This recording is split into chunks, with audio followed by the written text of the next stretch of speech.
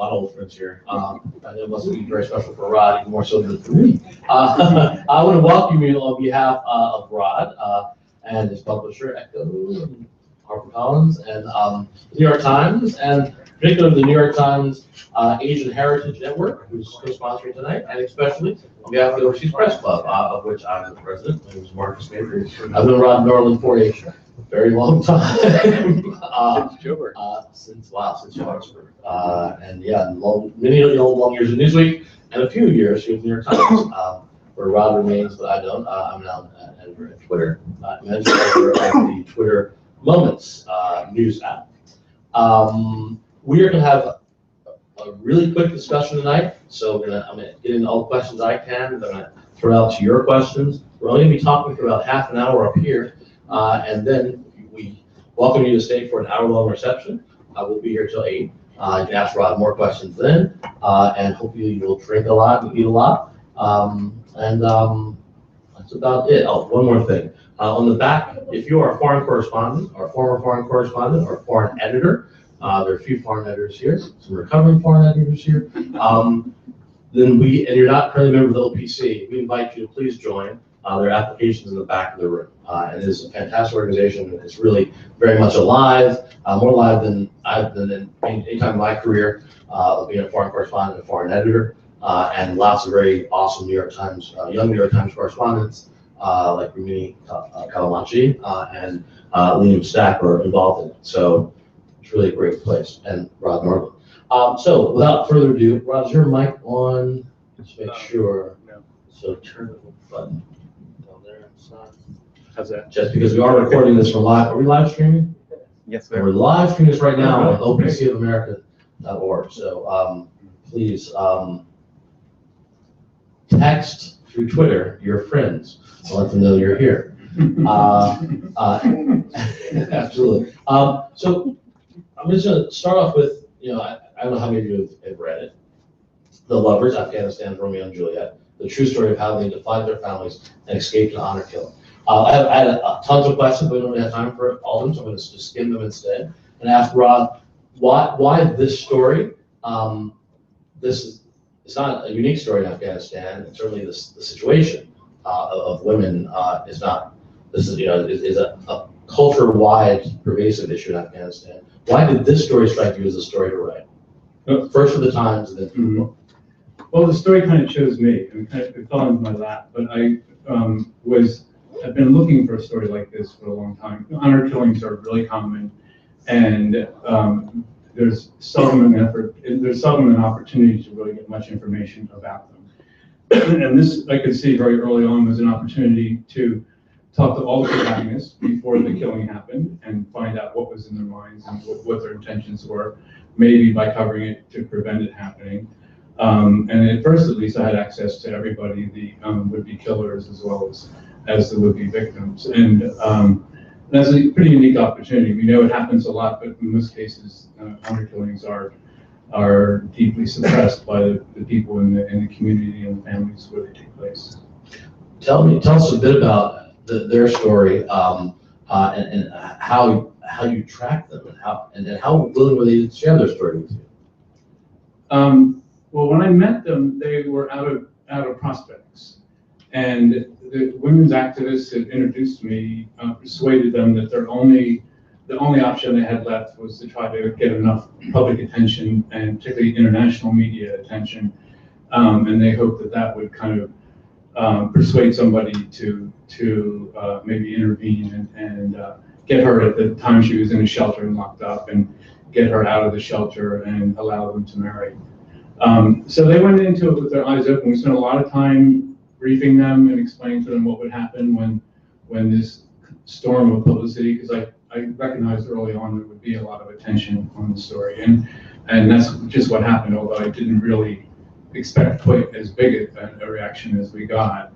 And we did try to explain it to them, but it was difficult because they had a hard time conceiving just what that meant. I mean, they had no clue what the internet was even, had never seen a newspaper, had never even actually watched television. So all of this was pretty new to them. Now, the New York Times review was not actually the kindest towards you, and Rafia Zakaria actually accuse you of exploiting them. And he actually, Western saviordom, I think was the phrase that she coined.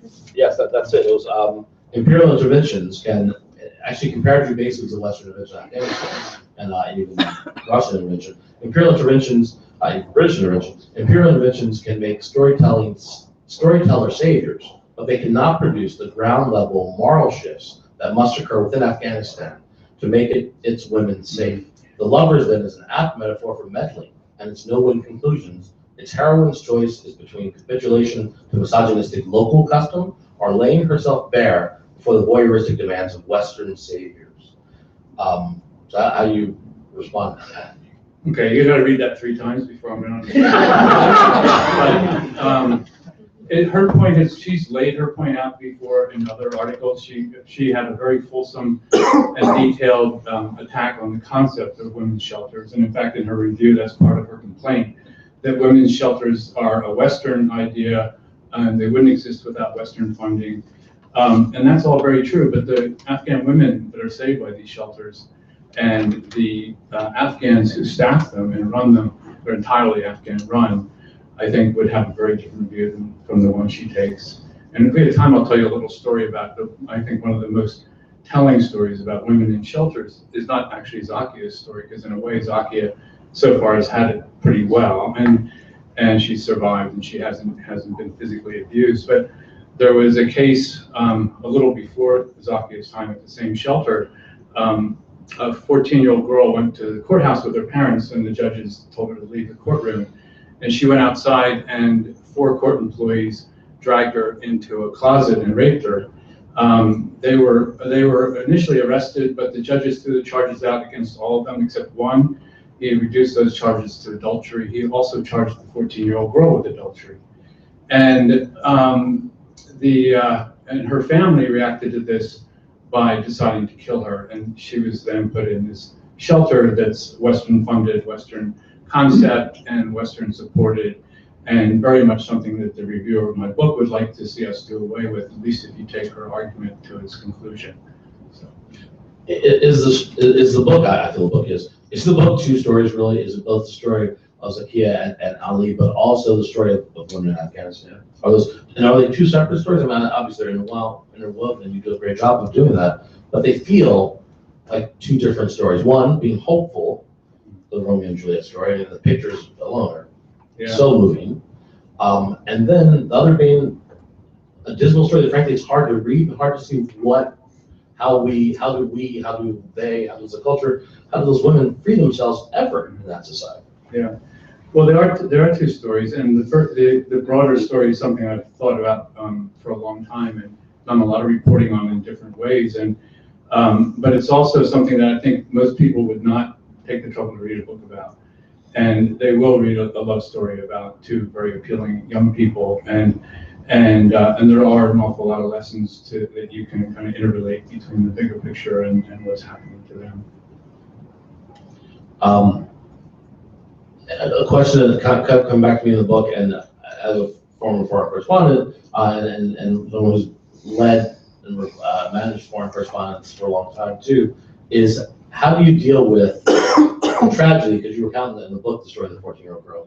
You recount in the book the story of the women in the office that's meant to prosecute or to uphold the Violence Against Women in the Violence Against Women Act in Afghanistan. And all these women, these are prosecutors, these are lawyers. These women are, many of them, if not all of them, almost all of them, are victims of abuse themselves. So how does a foreign correspondent who looks at this everyday life that you cover, this is not an exceptional reality, right? How do you deal with the reporting of that? And you've done it for decades.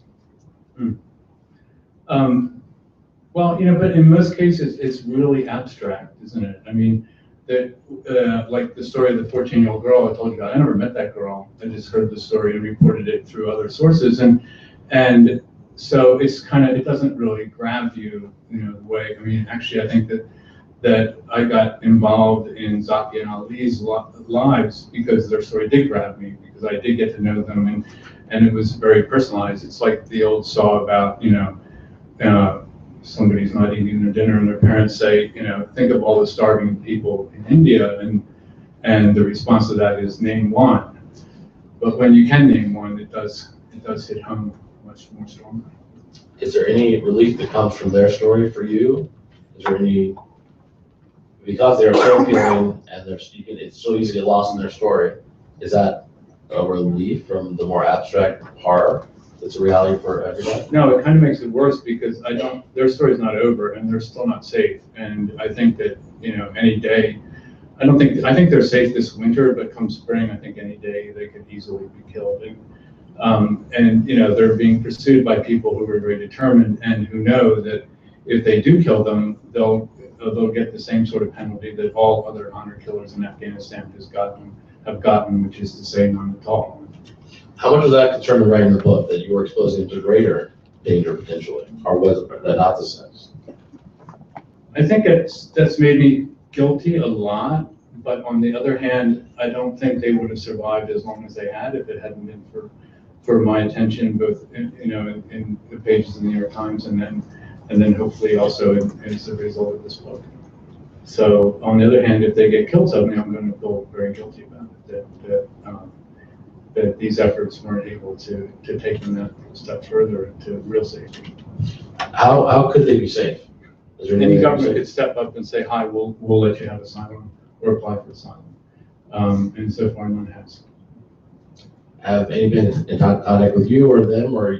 Yeah, a lot of, most of the Western countries have been in touch with them and in some cases with me, and or they've gotten in touch with me to get in touch with them, but they've all kind of stuck to the same line. If they flee the country and risk their lives to cross, Iran and Turkey and into Greece and Europe, they have an open and shut case for asylum, and they would definitely be granted it. But first, they have to make that journey, and none of them, and they're just not willing to do that. They're not willing to risk their own lives and the lives of their baby doing it. And they can't walk into a consulate and embassy of a Western country. And They have, and they've been turned away by every one of them in Kabul. Before we open up the questions, there's also a policy book, and so one is tempted to ask: is there any policy? Is there any Western policy, any international policy toward Afghanistan that would help? Yeah, I think we could have a much more sensible asylum policy. We not just the United States, but countries in Europe as well, and have a system. And some experts in the field have suggested to have a system of pre-screening asylum cases in the countries of origin or the nearest safe country, and determine whether or not they really have a case before they start out on these ridiculous journeys, and then grant them sort of temporary asylum and let them come. There is precedent for doing that. It has been done in a very few cases, and it could be easily done in their case. And I think it would not only solve Zaki and Ali's problem, but it would prevent all these needless deaths of people trying to get to Europe, and it would also, could also weed out a lot of the spurious asylum seekers who probably are in the great majority, actually. And what are the political or other realities that mitigate against that being implemented, that kind of pre-clearance in country? I think a lot of Western countries fear that would really open the floodgates and create even larger numbers. And I think there's also an argument that it could just have exactly the opposite effect. But there is a body of thought this as well. If you open the doors, the entire populations of some countries would just make application. And I'm going to open up your questions now. So, yes, Alan. Ron, I'm always puzzled by how, say, the Taliban can prosper at all with their absolutely anti-woman policies. I mean, even abolishing schools. You spent so much time there. Can you explain to me how they have 2 adherents, let alone thousands? And you actually have a harrowing reality that you noted in here, both Taliban and Mujahideen, kind of the fight against communism as was seen in the West, and kind of you relate all that together. Yeah, I mean, they have a big constituency of people who agree with their views and want to see the kind of patriarchy that they ran before reinstituted. And that's particularly true in Pashtun areas, but not only in large parts of northern Afghanistan and the old Northern Alliance, and the Mujahideen that fought against the Soviets are just as conservative as the Taliban. But how is it that women put up with it? I don't think that women have much choice about putting up with it. You know, they're not gentle with their women on the best of days. And you talk in the book about how under the Soviet puppet state, in fact, their communism, there was actually a kind of birth of female equality and women in positions of power, and all that went away, was erased. Yeah. I mean, to a large part, the war against the Soviets was more to make sure that women didn't get the rights that the communists had given them, and to turn that clock back. That's what really motivated an awful lot of the Mujahideen. Other questions? Yes, Dave? Well, have you ever gotten personally involved in a story as you have with this one? And if not, why this story? And you talked about how this challenged your journalistic ethics at times. What that mean? Yeah, no, I did get personally involved in this story, and it's not something I've ever done before, and something I've been, able to keep a distance from. And why this story? I don't know. It just kind of happened. When and where did it challenge your journalistic ethics?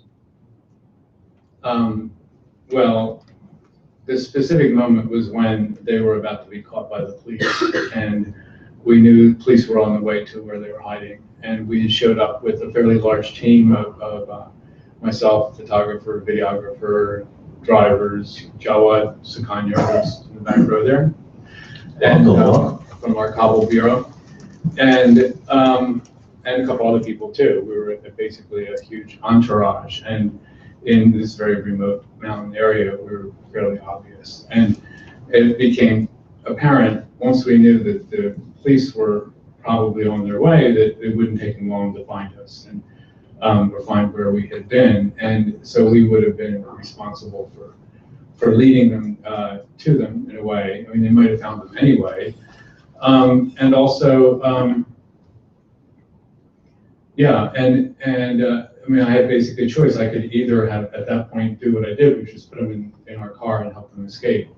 Or I could have just kind of stayed there and covered that story of their arrest by the police. And in a way, that would have been, I don't say a better story, but maybe a more dramatic story on that given day.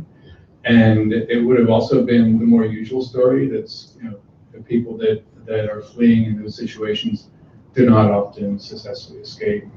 But I made a decision to intervene, and I think I did the right thing. I don't think I really had a choice as a human being to not do that.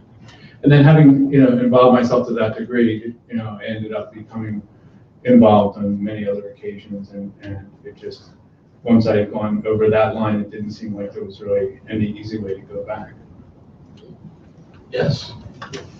I'm an Afghan, and I have met many American journalists. We usually ask about our ethnicity. May I know what is your ethnicity? I'm sorry, I couldn't hear you too well. I mean, as an Afghan, I have met many American and Western journalists. They always ask us about our ethnicity. May I know what is your ethnicity? My ethnicity, well, Norwegian, German, English, French, from, my family's been here for a couple centuries. Don't forget Philadelphia. Philadelphia, yeah. That's its own thing. Yeah, basic like WASP, European-based. Northern European. Yes. One of your time over there has kind of made you more aware of like your American biases, like racism and sexism in our culture. Like your perspectives on that. Has that made me more aware of it? It's very different. I think the biases there they're much more complex in some ways. They're just very different. I mean, because it involves very strongly felt religious differences, as well as ethnic and even racial differences. So I haven't really thought about applying it to America, but talk about the weird place where in the Sri Valley in Zakia, basically the Caucasian and the Asian kind of come together. Yeah. Yeah, and some people feel that very strongly, and there are other people. I think you probably are one who feel that people should put aside their ethnic differences, and there is certainly a strong feeling among a lot of Afghans that that's not something we should ask. Would you agree that that's? No, I mean, I have and I have met many American journalists. They always ask us what is our ethnicity. I introduce myself as an Afghan. They say, what is your ethnicity? Right. You are not united. I mean, we know the mainstream media how to disunite. Right, but the thing is, Afghans, when they meet each other, they instantly know one another's ethnicity, and it's a little less clear to foreigners. And I think that's part of the reason they ask. And it is true, a lot of Afghans respond, I'm an Afghan, and I think that's a fairly healthy reaction, but it's not necessarily the only way people relate to ethnic differences, especially in less educated areas. Yes. Are you concerned as a journalist to be seen as an activist? And I know on Twitter, some activists who cross sometimes over into journalism are complaining that they're not getting verified accounts and that kind of thing. So I see an intersection, but I'm wondering if, even though you do the right thing as a human being, if you think it affects a journalist's career or image by crossing a line somehow. Yeah, I think it puts you in a difficult position when other things come up. A lot of people have asked me, would I intervene in this or that other case, and so that definitely happens. But I kind of think it's like, it's not as an extreme example, but it's sort of the example of the famous example in South Africa. I think it was South Africa, the vultures that were. I think it was Ethiopia. I think it was. Yeah, there were South African journalists who stood by while vultures preyed on people. Oh, you who mean were dying. the prize-winning photographer? Yeah. The Bang Bang Club. Right. And nobody would have faulted them if they had intervened instead of taking that picture. And I think that's kind of what I did in that case. And I've also tried to step back. There are lots of times that Zaki and Ali, for instance, have asked me to take a more activist role than I've been willing to, to try to intervene, to get them out and that sort of thing. And I kind of had to draw the line there. I think there's a huge, just to pose the ethical question, I think there's a huge difference between activism and acting to avert a tragedy or the loss of life.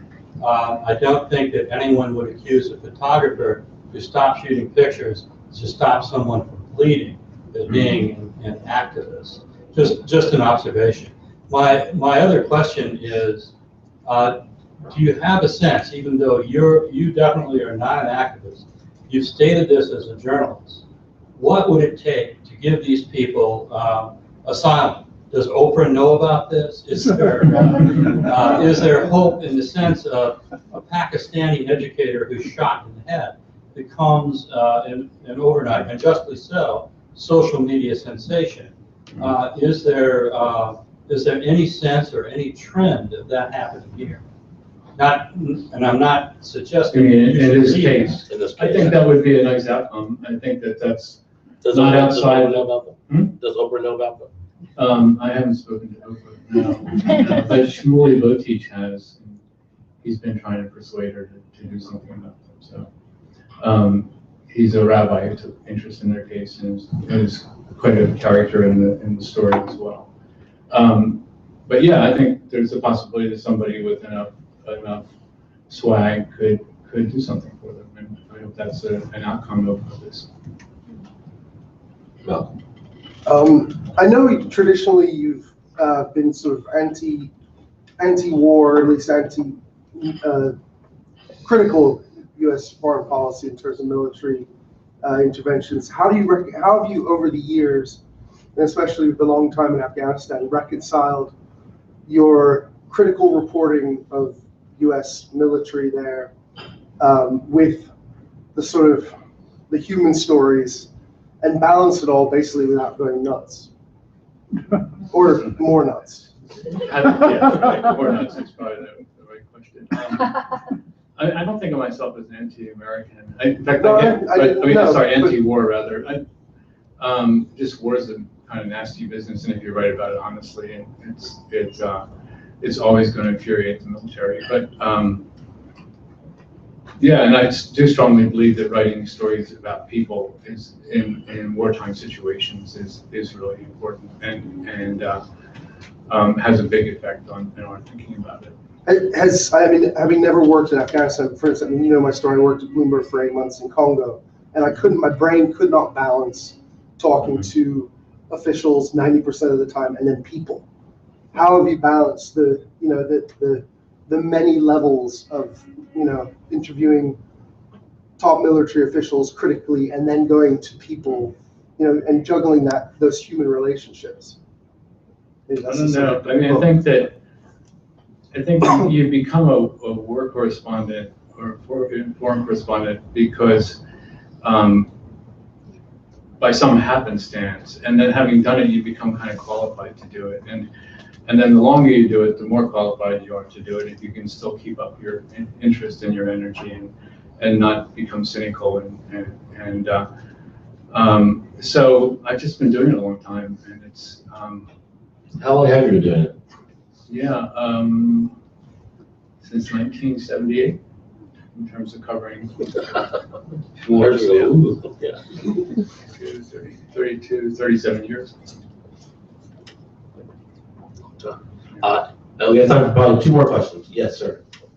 Excuse me if this question seems kind of judgmental, but It's the New York Times, that's fine. when we went into Afghanistan, 15 years ago now, it was generally believed that the state of women in Afghanistan, society like Afghanistan, was kind of dismal. I think part of me that sounds judgmental. And so American troops went in, so American, Western multinationals went in. And here we are 15 years later, your story still sounds, again, kind of dismal. And so my question is it within our capacities to affect any positive change? Again, positive sounding very judgmental. Any positive change in terms of the status of women in Afghanistan or society in general? Has there been any progress? Yeah, I'm often accused, rightly probably, of spending too much time focusing on the bad. I think the bad is what is most dire and most in need of attention. But a lot of good has been accomplished. There are women in schools, and there weren't schools before for women during the Taliban time. There are shelters that do save the lives of these women and girls, and I think before the shelters, there were no shelters before 2001, not during Taliban, not even pre-Taliban, and so those are a lot of lives that have been saved that wouldn't have been before. That said, the percentage of women or girls in schools is still very small compared to men. There are still an awful lot of women that are routinely abused and quite terribly so. And I think there's an awful lot more that could be done that hasn't been done. But it would be wrong to say that nothing's been accomplished. And in fact, I think of all that's happened since our intervention in Afghanistan, the only thing that you can really get a consensus that is actually good is that there's been some progress on better treatment for women. One final question, it's right here. Who and how many people are trying to kill them? Families in Afghanistan are big. I think probably there are a lot of people in that family that would at least try to find them, and I think probably it's her brothers who would be the agents of doing that. Possibly her father, but more likely her brothers are much more vigorous than he is. But the thing is, and they're not terribly powerful people. They don't have a big armament. They don't have friends who are warlords. They're not that powerful, fortunately. So I think that's helped them. But on the other hand, they have a great empowering ally in the lack of any kind of legal sanction if they do carry it out. And I think that emboldens them, and that situation will continue for a long Please stay and ask Rob more questions now, one-on-one. We welcome you to reception, and please join me in thanking Rob for talking to us tonight.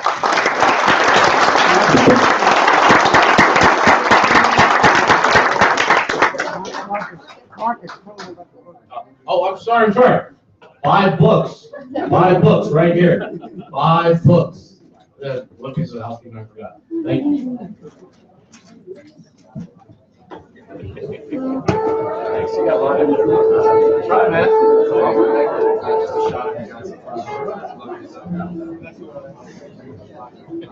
You see it? Yeah. Another great event you put on for your legacy. On